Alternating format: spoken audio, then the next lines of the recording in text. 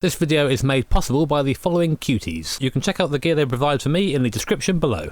Oh Lord, chibi thick! Hey guys, Jimmy here, and welcome back to ᵍᶦᵜᵜ for another video. So in today's video, we're going to be driving the mother of all minivans, the fastest people carrier that has ever existed, the 1995 Renault Espace F1. Now, like a lot of you guys, I'm sure, I came across this first in Gran Turismo 2. I think you could buy it as a special event vehicle for like 2 million credits, something like that. It was really expensive, I remember that. And I was really interested in that at the time because at the time, my family owned a 3-litre Renault Espace. So I was like, oh yeah, man, this is just like the car we have at home, except it definitely isn't. First difference, of course, is this car has a carbon fibre reinforced Espace body powered by a Renault Formula 1 engine, which produces somewhere around, a meager 800 horsepower.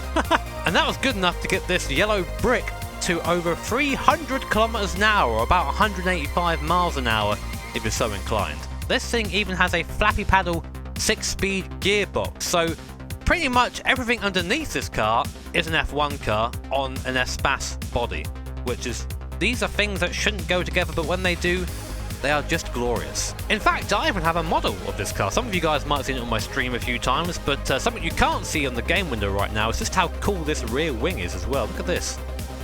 She got a big old booty and a big old split at the front, so lots of downforce as well, despite the fact we are, again, in an aerodynamic brick. And I was thinking, of course, how can I best test this car? And it always comes back to the Nordschleife. I've driven so many cars around here that it's just the easiest test track for me to compare it to other cars. Of course, the car, or van, I guess I'm going to be comparing it to the most, is the Ford Supervan that I think that was the first car I ever drove around here on the Nordschleife lap challenge, the first or second, so I'll be interested to see if it could beat its lap time, and I'm fairly sure it was a quick lap time too. I'll flash it up on screen quickly now. As you can see, the rear left wheel there is just quivering in excitement, as am I, so let's see how fast this Renault Espace F1 can lap the Nordschleife.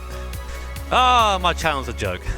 Okay, here we are in the quite spacious Renault Espace F1, and the best thing about this car, I'm going to get it out of the way now, is that, well, when I stream, I get a lot of people backseating a lot, telling me, oh, we do it this way, do it that way, and I always respond by saying, you can't backseat, there are no back seats in this car. However, we got bucket seats in the rear, so all the backseaters can come along for the ride. Now, from the outlap, you can really tell this thing weighs 1,300 kilos. It is hefty. It's very quick in a straight line, and you think, oh, it's F1 quick in a straight line, it'll be F1 quick in the corners. No, it's not. It's not. But that's part of the fun. But anyway, starting a bit further back than usual, just to try and get the tyres up a temp before we start our little lap here. No TC, of course, but we do have ABS, so that's a good thing. And away we go then. Lap start. At the Nürburgring, brake again before the crest. Really nice and easy first time through. A lot of weight we're carrying behind us. Oh, up on the curb, and I've got to restart the whole lap.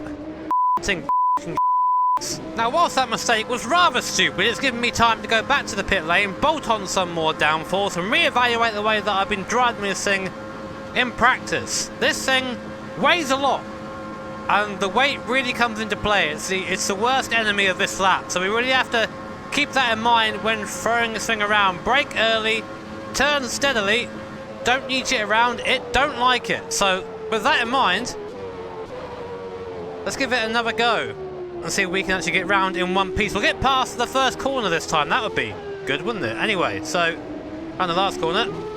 There we go then. Attempt number 2. Over the top, braking very early, getting the car turned in nice and early. Avoiding the curb as much as I can. Curbs are super scary in this car. You hit one, you start bouncing forever. It's a bouncy car, this, as you're going to see over the course of a lap. You can go quick in a straight line, but that's really about it. The rest of it is just trying to avoid spinning between corners, which is the great fun of having 800 horsepower underneath your right foot from an NA engine, so it comes instantly in a bloody people carrier. Things that shouldn't go together, yet do rather splendidly anyway. So now we get to put our foot down a little bit. We're going to be very careful coming over the top of the Flugplatz here, because this car does flug. It likes to fly over the top there, so you have to brake before you go over. Otherwise the front end lifts, drifting on the way through there as the downforce just gives up mid-corner. And now again we get a bit of gravity assist coming downhill. We'll hit about 300 k's down here. 300 k's in this thing is terrifying when you just realise how big you are. Hugging that curb on the inside and then on the brakes nice and early, down the second gear. Can kind of roll it through this corner and avoid the curb on exit. It will spin there, I have done already. And now again we get to plummet downhill. There's so much space in this cockpit, I feel like I'm really high. No, I am really high, but I feel really high up. It's very odd when driving quickly around here.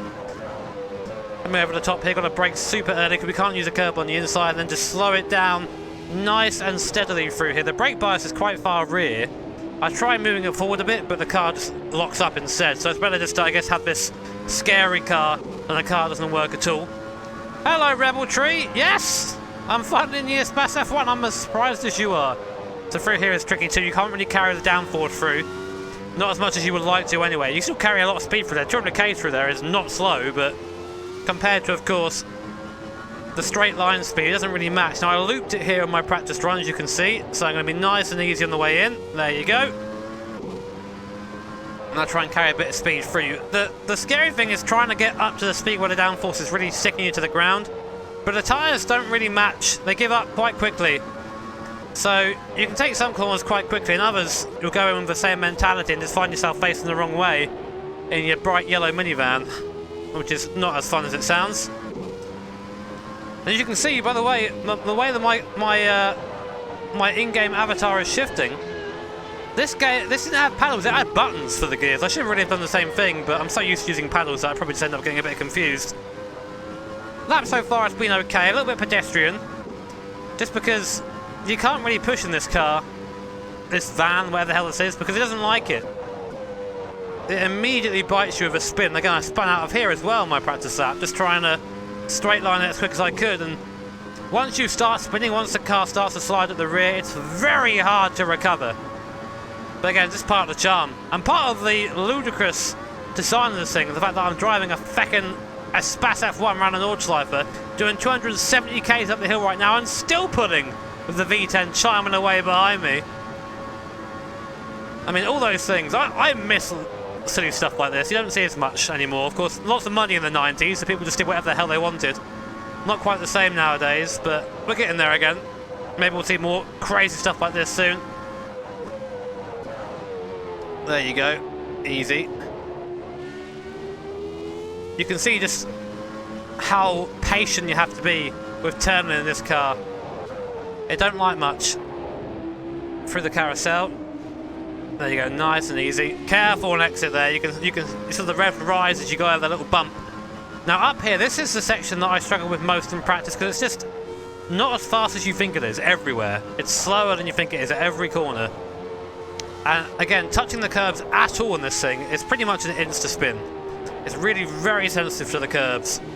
So I'm being very cautious and trying to give them a wide berth. So far, I think this is quite a bit slower than the Supervan.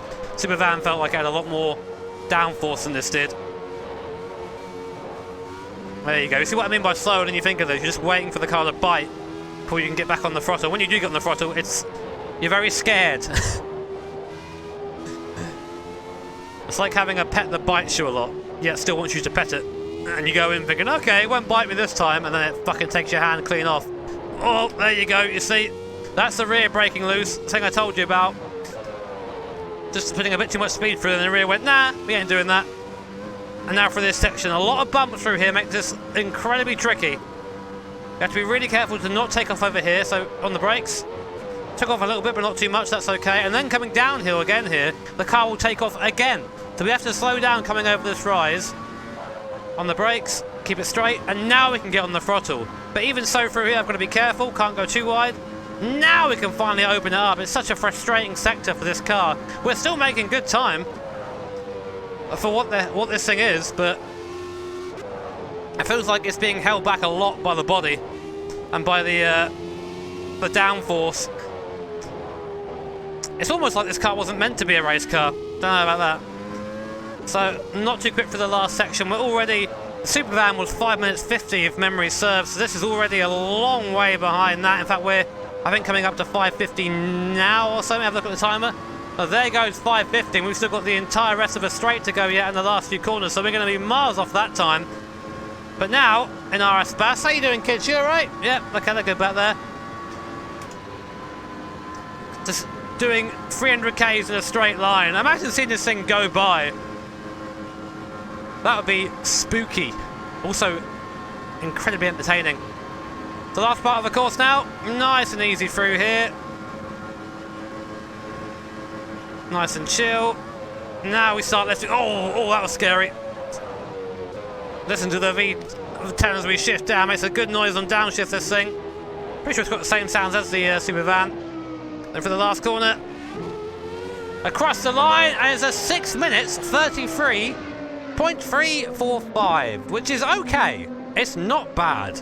So, to take away, I don't think this mod is particularly high quality. It's got a decent-ish model and a decent-ish interior. It's a little bit flat for my liking. I'm being a bit nitpicky now, but I think the physics-wise, it feels very much that they've taken the physics from like a Formula car or something and just gone, here's some weight.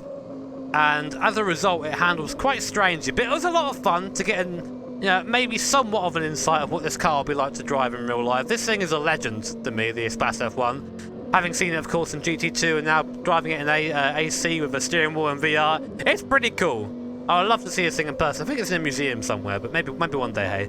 But anyway, guys, if you enjoyed the video, make sure to hit the like button. And, of course, make sure to subscribe to see future, whatever the hell videos these are, and future streams, because you want some more content, right? Maybe? Who knows? If you don't, no worries, but I have to say, of course, also a big thanks to my patrons and sponsors and members of the channel. You guys keep this channel alive and kicking. This is your fault, this video. Take care, have an awesome day. See you all next time.